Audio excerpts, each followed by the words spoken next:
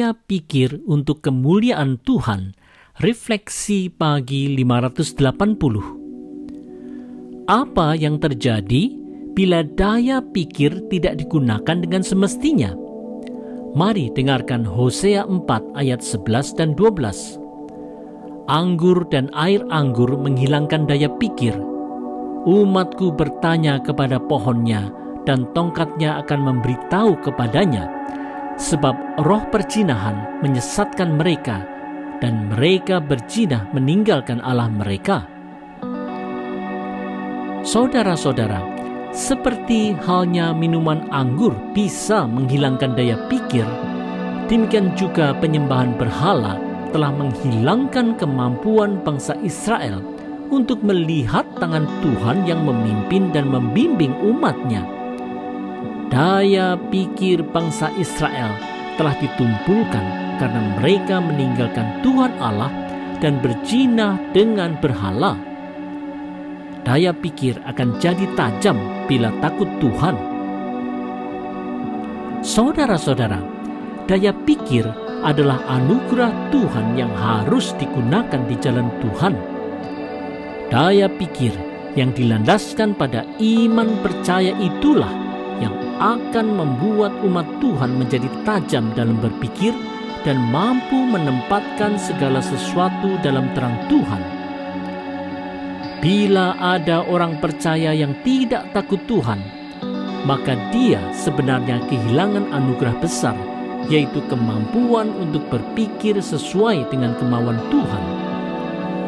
Menyembah yang bukan Tuhan, seperti misalnya uang, jabatan, kesenangan hidup, ambisi pribadi, atau berhala lainnya, akan menyebabkan kita kehilangan anugerah terbaik.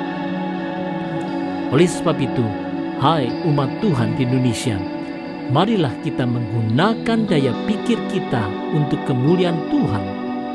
Ayolah.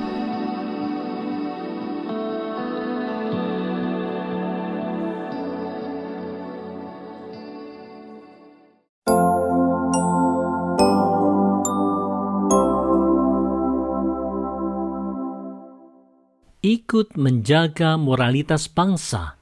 Refleksi pagi 581. Apa hukuman Tuhan atas kejahatan bangsa Israel? Ini uraian di Hosea 4 ayat 14a. Aku tidak akan menghukum anak-anak perempuanmu sekalipun mereka berzina, atau menantu-menantumu perempuan sekalipun mereka bersundal. Saudara-saudara, ini adalah olok-olok Tuhan terhadap bangsa Israel karena anak dan menantu Israel bersundal. Mengapa demikian? Apa yang telah dilakukan bangsa Israel? Lihat Hosea 4 ayat 14b. Sebab mereka sendiri mengasingkan diri bersama-sama dengan perempuan-perempuan sundal dan mempersembahkan korban bersama-sama dengan sundal-sundal bakti, dan umat yang tidak berpengertian akan runtuh. Bangsa Israel telah bersundal dalam menyembah berhala, dan bangsa ini akan diruntuhkan dalam kebodohan. Saudara-saudara, karena generasi tua bangsa Israel menyembah berhala dengan melakukan perbuatan sundal, maka generasi muda pun melakukan perbuatan sundal, sehingga seluruh bangsa akan runtuh akibat runtuhnya moralitas mereka. Sepanjang sejarah manusia, ada saja bangsa seperti bangsa Romawi yang akhirnya runtuh karena moralitas masyarakat yang rendah. Oleh sebab itulah, umat Tuhan di Indonesia dipanggil Tuhan untuk ikut serta memperkuat bangsa Indonesia dengan menghidupi standar moralitas yang tinggi. Inilah bentuk kesaksian umat percaya di Indonesia. Marilah gereja Tuhan di Indonesia, mari kita ikut menjaga NKRI dengan membina umat untuk memiliki moralitas yang tinggi yang membawa terang bagi bangsa.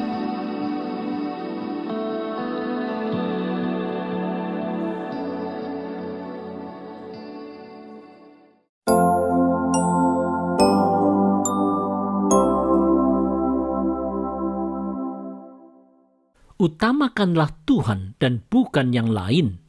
Refleksi pagi 582. Bagaimana pesan Tuhan untuk bangsa Yehuda di selatan setelah bangsa Israel di utara jatuh dalam dosa? Mari lihat Hosea 4 ayat 15 dan 16. Jika engkau ini berzina, hai Israel, janganlah Yehuda turut bersalah. Janganlah pergi ke Gilgal, dan janganlah naik ke Bet Awen, dan janganlah bersumpah demi Tuhan yang hidup. Sebab Israel degil seperti lembu yang degil. Masakan sekarang Tuhan mengembalakan mereka seperti domba di tanah lapang? Saudara-saudara, Allah mau supaya bangsa Yehuda tidak mencontoh bangsa Israel utara yang mendirikan mezbah berhala di Gilgal dan Betel.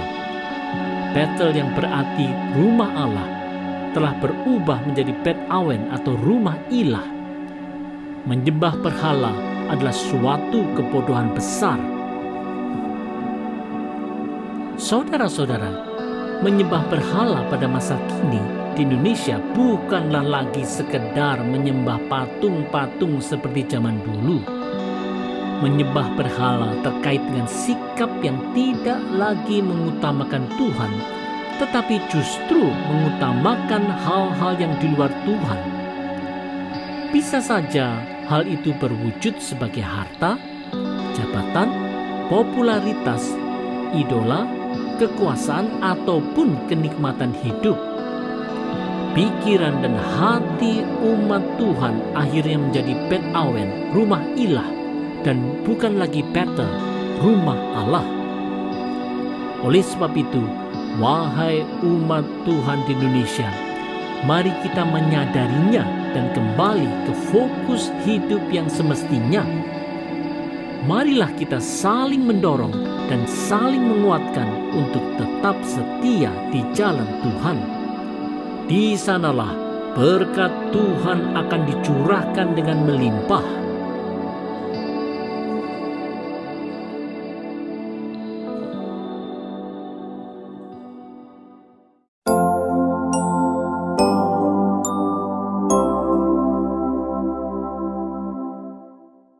Mengupayakan hidup yang berkualitas. Refleksi pagi 583.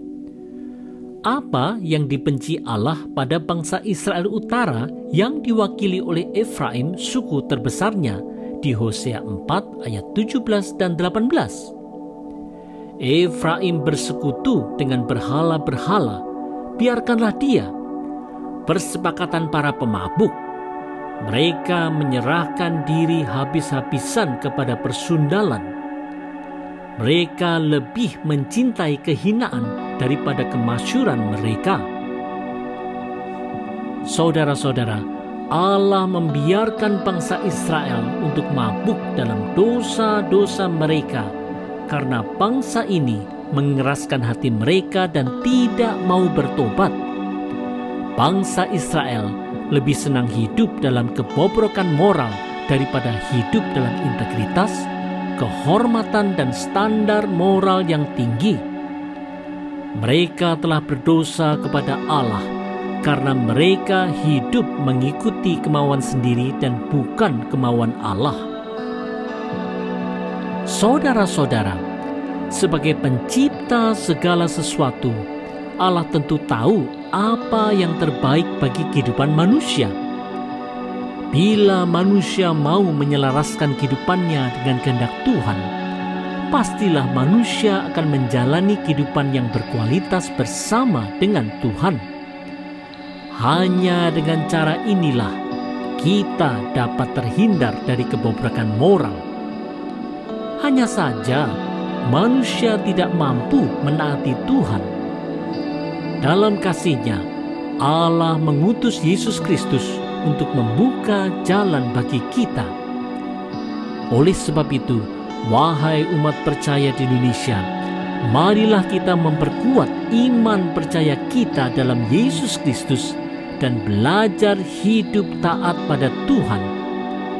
Melaluinya, hidup kita pasti berkualitas dan membawa berkat bagi banyak orang. Maukah kita?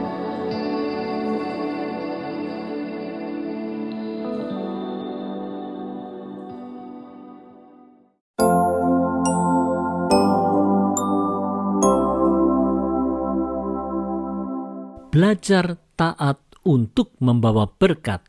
Refleksi pagi 584. Apa hukuman Tuhan atas kejahatan bangsa Israel di utara yang tidak mau lagi menaati Tuhan? Hosea 4 ayat 19 memberikan gambarannya. Angin melingkupi mereka dalam sayap-sayapnya, dan mereka akan mendapat malu karena korban-korban mereka.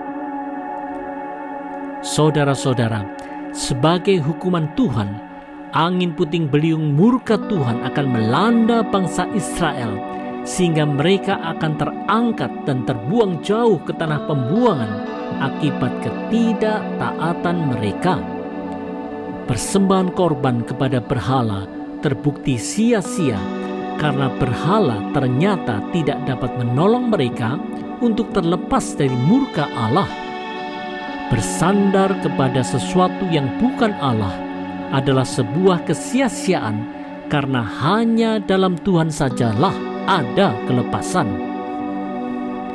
Saudara-saudara, dalam perjalanan waktu, seringkali umat Tuhan terlena dan secara sadar ataupun tidak sadar, kesetiaannya kepada Tuhan makin terkikis perlahan-lahan akibat arus dunia yang kuat. Arus dunia ini bisa berupa arus materialisme, cinta uang, kenikmatan hidup, ambisi berkuasa, egoisme, atau juga ajaran-ajaran sesat. Akibatnya, keyakinan agama hanyalah dianggap sebagai basa-basi semata, sehingga kehidupan dalam moralitas yang rendah, menghalalkan segala cara, gaya hidup yang destruktif, penindasan orang miskin, tidak peduli sekitar, serta banyak hal buruk lain tidak ragu-ragu dilakukan. Oleh sebab itu, mari Gereja Tuhan di Indonesia, kita perkuat umat untuk belajar taat guna bawa berkat bagi masyarakat.